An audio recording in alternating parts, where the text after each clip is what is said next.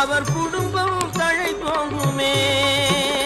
குமரனை கும்பிட்டு கொண்டாடுவோருக்கு குறைகள் யாவும் போகுமே.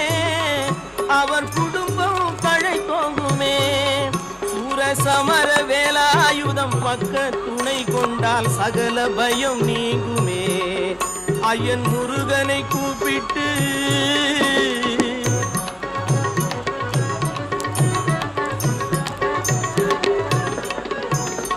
அரும்